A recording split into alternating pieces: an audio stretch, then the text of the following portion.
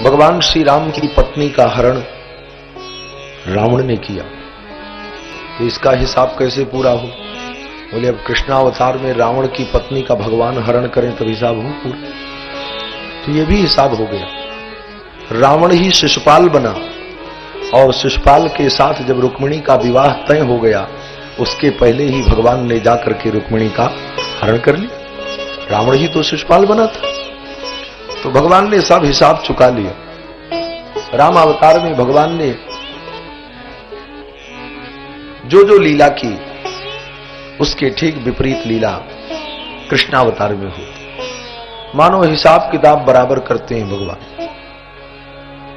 श्री रामावतार में भगवान श्री राम के लिए उनके भक्त ने पर्वत उठाया। लक्ष्मण जी को शक्ति लग गई तो राम भक्त हनुमान ने पर्वत उठाया।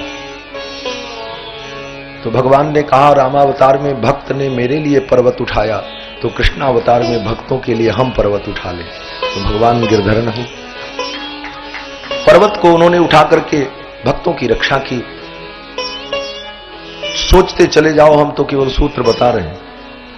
पूरी लीलाएं इसी प्रकार कृष्णावतार में जो लीला होती है, राम जी ने जो किया उसके ठीक।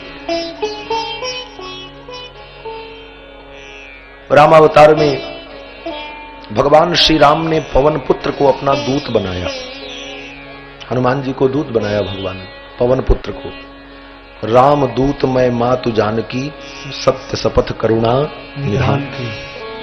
पवन पुत्र को भगवान श्री राम ने दूत बनाया, तो इसका हिसाब तब पूरा हो जब पवन पुत्र के दूत भगवान बने। पवन पुत्र को जब भगवान ने दूत बनाया रामावतार में, तो इसका हिसाब तब पूरा होगा जब भगवान पवन पुत्र के दूत बने। तो कृष्णावतार में पवन पुत्र कौन है?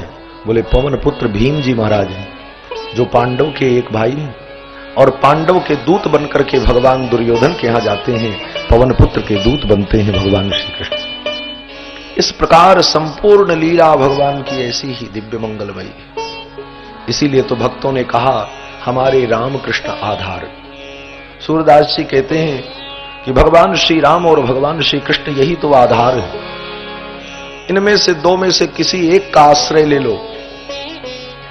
भक्त ने कहा हमारे दोनों आश्रय हैं, हमारे राम कृष्ण आधार। बोले सूरदास दोई नाव चढ़ो है, कोई उतारे पार। सूरदास जी कहते हैं हम तो दो नाव पे चढ़े हैं, एक राम रूपी नाव पर और एक कृष्ण रूपी नाव पर, कोई तो पार लगा देगा।